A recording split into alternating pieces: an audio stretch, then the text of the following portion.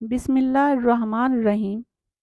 حضرت ابو سعید خدری رضی اللہ تعالی عنہ سے روایت ہے کہ رسول اللہ صلی اللہ علیہ وآلہ وسلم عید الاضحیٰ اور عید الفطر کے دن تشریف لاتے تو نماز سے آغاز فرماتے، اور جب اپنی نماز پڑھ لیتے اور سلام پھیرتے تو کھڑے ہو جاتے، لوگوں کی طرف رخ فرماتے جب کہ لوگ اپنی نماز پڑھنے کی جگہ میں بیٹھے ہوتے۔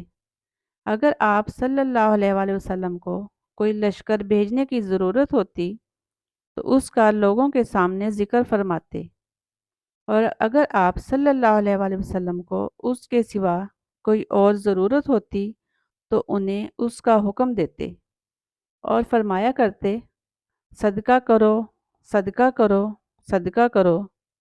زیادہ صدقہ عورتیں دیا کرتی تھیں۔ پھر آپ صلی اللہ علیہ وآلہ وسلم واپس ہو جاتے اور یہی معمول چلتا رہا، حتیٰ کہ مروان بن حکم کا دور آ گیا۔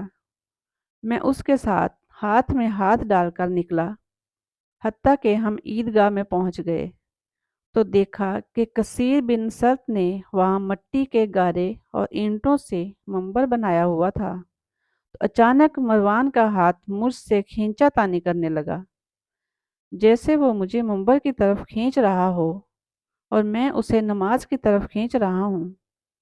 جب میں نے اس کی طرف سے یہ بات دیکھی تو میں نے کہا، نماز سے آغاز کا مسنون طریقہ کہاں ہے؟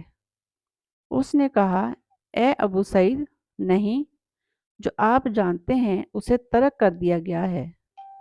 میں نے کہا، ہرگز نہیں، اس ذات کی قسم جس کے ہاتھ میں میری جان ہے، جو میں جانتا ہوں تم لوگ اس سے بہتر طریقہ نہیں لا سکتے۔